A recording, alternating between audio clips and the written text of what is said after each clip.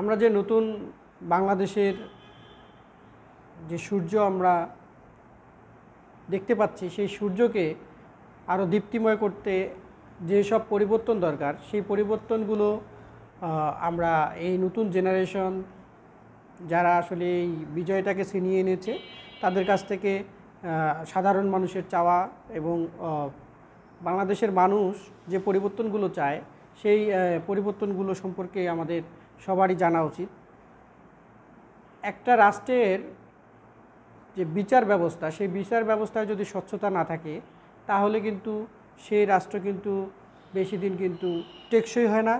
এবং আসল কথা হলো যে একটা রাষ্ট্রের মূলত যে যে অভিভাবক তা হচ্ছে বিচার বিভাগ। একমাত্র বিচার বিভাগে গিয়ে কিন্তু আপনি আপনার প্রাপ্য ন্যায় বিচারটা পেতে পারেন, কিন্তু সেই বিচার বিভাগ যদি প্রশ্নবিদ্ধ হয় তাহলে কিন্তু প্রকৃত যে রায় সেটা কিন্তু আপনি পাবেন না এবং আপনার কাছে সেটা অবিচার হিসেবে পরিগণিত হবে। তো বাংলাদেশের যে গত 15-16 বছরের যে রাজনৈতিক ব্যবস্থার মাধ্যমে যে বিচার বিভাগের যে প্রভাব, সেই প্রভাবটা কিন্তু জনগণের আশা পূরণ করতে পারেনি, যার কারণে এই বিচার বিভাগের সংস্কার এটা কিন্তু জনগণের চাওয়া এবং এখান থেকে পরিবর্তন আনতে পারলে মানুষ তার সুবিধাটা পাবে। এছাড়া আরেকটা জিনিস দেখা যায় যে আমরা ক্ষমতা পেয়ে কিন্তু আমরা কিন্তু এক ধরনের আমাদের মুখোশ পাল্টে ফেলি, বা দেখা যায় যে আমাদের যে মৌলিক যে বৈশিষ্ট্যগুলো, আমাদের যে মৌলিক যে চিন্তা চেতনাগুলো, সেই জায়গা থেকে সরে গিয়ে আমরা ব্যক্তিগত আক্রোশ বা ব্যক্তিগত লাভের আশায় অন্যকে আমরা দোষারোপ করি। এই দোষারোপের যে একটা ব্যবস্থা, সেই ব্যবস্থা থেকে আমাদেরকে বেরিয়ে আসতে হবে। অর্থাৎ ক্ষমতা পাওয়ার পর আমরা যেন পাল্টে না যাই কেউ, সেই জিনিসটা আমাদের খুব পরিবর্তন দরকার। এছাড়া আমাদের যেটা দরকার সেটা হচ্ছে মানসিকতার পরিবর্তন। একটা সরকার খারাপ করে গেছে, আরেকটা সরকার খারাপ করেছে, এই যে তুলনা করে আমরা আসলে একের পর এক যে খারাপ ব্যবস্থার দিকেই ধাবিত হচ্ছি সেটা সহজেই আমরা বুঝতে পারি। কিন্তু যদি আমরা এই খারাপ সিস্টেমটাকে ঘৃণা করে আমরা একটা নতুন একটা সংস্কারমূলক একটা নতুন ব্যবস্থা চালু করতে পারি, তাহলে কিন্তু যে বাংলাদেশের যে মানুষের যে মানসিকতা সেটা কিন্তু পরিবর্তন হবে। আর এই মানসিকতার পরিবর্তন হলে বাংলাদেশের যে নতুন যে সংস্কার আন্দোলনটা হলো সেটা কিন্তু সফল হবে। এরপর যেটা পরিবর্তন দরকার সেটা হচ্ছে শিক্ষা প্রতিষ্ঠানে লেজুর ভিত্তিক যে রাজনীতিটা। আমি নিজেও একজন ঢাকা বিশ্ববিদ্যালয়ের একজন ছাত্র ছিলাম। তো সেই সময় আমার নিজের অভিজ্ঞতা থেকে আমি যেটা দেখেছি যে বাংলাদেশের শিক্ষা প্রতিষ্ঠানগুলোতে যেরকম রাজনীতি বর্তমানে হচ্ছে সেগুলো আসলে কোনো মতেই গ্রহণযোগ্য নয়। এতে করে শিক্ষার পরিবেশ নষ্ট হয়ে যায় এবং সেই সাথে যে শিক্ষার্থীদের যে প্রকৃত যে জ্ঞান অর্জন করার যে ধারা সেটা কিন্তু ব্যাহত হয়। তো এই জন্য লেজুর ভিত্তিক যে ছাত্র রাজনীতি সেটা কিন্তু বন্ধ করতে হবে এবং কোনো দলের না হয়ে যদি দেশের মানুষের অধিকারের প্রশ্নে তারা একজোট হয়, যেমন 1952, 1963, তারপর 1969, 1971 এবং 2024 সালে আমরা যেটা দেখলাম, এরকম ছাত্র আন্দোলন আমাদের দরকার, এরকম পরিবর্তন আমাদের দরকার। এজন্য শিক্ষা প্রতিষ্ঠানে লেজুর ভিত্তিক রাজনীতি বন্ধ করার যেতে পারে। এছাড়া গণমাধ্যম এবং মত প্রকাশের স্বাধীনতা, গণমাধ্যমে প্রকৃত সংবাদটা প্রকাশিত হবে। বর্তমানে সাংবাদিকরা আসলে তাদের যে চরিত্র হওয়ার কথা, দেশের আপামর জনসাধারণের যে দুঃখ দুর্দশার কথা বা প্রকৃত সত্যকে তুলে আনার বিষয়ে যে সোচ্চার হওয়া, সেটা কিন্তু তারা না করে তারা দলীয় যে প্রভাবে তারা কিন্তু সংবাদকে বিকৃতি করে প্রকাশ করে। তো এতে করে দেখা যায় যে মত প্রকাশের স্বাধীনতা ব্যাহত হয় এবং মত প্রকাশের স্বাধীনতা না থাকায় মানুষের মধ্যে এক ধরনের ক্ষোভ বা বিক্ষোভ বা বিপ্লবের সঞ্চার হয়। তো এই সিস্টেম থেকে যদি আমরা বেরোতে পারি বা এখানে যদি আমরা এই মত প্রকাশের স্বাধীনতাটা যদি আমরা অবাধ করতে পারি, তাহলে কিন্তু আমাদের দেশ অচিরেই কিন্তু একটা গণতান্ত্রিক প্রক্রিয়ায় উঠে আসবে এবং আমরা কিন্তু দেশকে এগিয়ে নিয়ে যেতে পারবো। এছাড়া যে জায়গায় পরিবর্তন আনা দরকার, যে ক্ষমতাসীনদের প্রতি মানুষের অগাধ আস্থা থাকা চাই। অর্থাৎ যে নেতা হবে তার প্রতি জনসাধারণের আস্থা থাকবে এবং জনসাধারণের প্রতিনিধি হিসেবে তিনি কাজ করবেন। যদি কোনো নেতা বা কোনো সিলেক্টেড বা নির্বাচিত ব্যক্তি যদি দুর্নীতি করে, সে জায়গায় তাকে তাৎক্ষণিক শাস্তির আওতায় নিয়ে আসার ব্যবস্থা রাখা এবং সেই সাথে তার পরিবর্তন করে বাংলাদেশকে যে একটা যে যুগ যুগ ধরে চলা যে আমাদের যে অপরাজনীতি, সেটা থেকে বেরিয়ে আসতে হবে এবং সেই সাথে দুর্নীতিকে কবর দিতে হবে। তো এই জায়গায় যদি আমরা পরিবর্তন আনতে পারি, বিশেষ করে গ্রাম অঞ্চলে বা পৌরসভা বা উপজেলা লেভেলে যে নির্বাচনগুলো হয়, সেখানে যারা নির্বাচিত হয় তারা কিন্তু গ্রামের প্রভাবশালী এবং আমরা কিন্তু জানি কে ভালো কে মন্দ। তো এটা আমাদের জনগণকে একটু সজাগ হতে হবে, যে ভালো তাকে উঠায় নিয়ে আসতে হবে, তাকে দিয়ে কাজ করাতে হবে, আর যে খারাপ তাকে কোনোভাবেই নির্বাচনে দাঁড়াতে দেওয়া যাবে না বা দাঁড়াতে দেওয়া গেলেও তাকে ভোট দেওয়া যাবে না।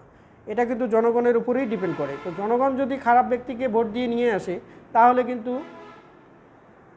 দেশের কিন্তু উন্নয়ন হবে না এবং দেশ কিন্তু আবার সেই পুরাতন যে নিয়ম সেখানেই কিন্তু ফিরে যাবে। আরেকটা জিনিস, বাংলাদেশ কিন্তু অসাম্প্রদায়িক বাংলাদেশ হিসেবে বিশ্বের বুকে কিন্তু অনেকটা পরিচিত একটা মুখ। তো সেই জায়গায় আমাদের কাজ করা উচিত, সেই জায়গায় পরিবর্তন আনা দরকার। আমরা দেখেছি সাম্প্রতিককালে কিছু গুজব ছড়িয়েছে, যেগুলো হচ্ছে সংখ্যালঘুদের উপর যে হামলার বিষয়টা। তো এই হামলা বিষয়ে আসলে সাম্প্রতিক সময়ে যে গুজবগুলো ছড়িয়েছে, এটি পরে বিশ্লেষণ করে দেখা যায় যে বাংলাদেশের কোথাও সংখ্যালঘুদের উপর আঘাত করা হয়নি। এটি একটি অসাম্প্রদায়িক বাংলাদেশের চিত্র। এই অসাম্প্রদায়িক বাংলাদেশের চিত্রটা আমাদেরকে ধরে রাখতে হবে।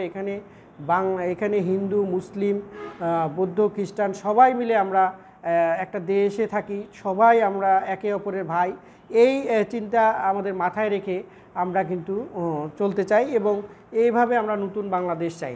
এছাড়া বাংলাদেশের যে বর্তমান যে শিক্ষা ব্যবস্থা, এর মৌলিক পরিবর্তন করা দরকার। অর্থাৎ আমরা একটা সময়, আমাদের সময় যেমন ছিল মুখস্থ নির্ভর পড়ালেখা ছিল, তো সেটাও একটা কিন্তু ভালো ব্যবস্থা ছিল। বর্তমানে যে সিস্টেমটা আছে সেটার কিন্তু মানে ছাত্রছাত্রীদের সবার মুখেই শোনা যায় যে প্রকৃত শিক্ষা ব্যবস্থা নষ্ট হয়ে গেছে এবং এক ধরনের বিশাল পরিবর্তন এসেছে। তো নতুন শিক্ষা ব্যবস্থা পরিবর্তন করতেও আমাদের একটু সময় লাগবে।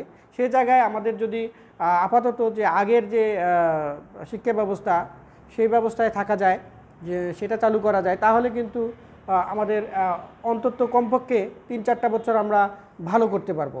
এরপর একটু বিশ্লেষণ করে একটা নতুন শিক্ষা ব্যবস্থা দাঁড় করানো, যেটা বিশ্বের সাথে তাল মিলিয়ে চলতে পারে এবং বিশ্বের স্ট্যান্ডার্ড যে শিক্ষা মানের দেশগুলো আছে তাদের থেকে আমরা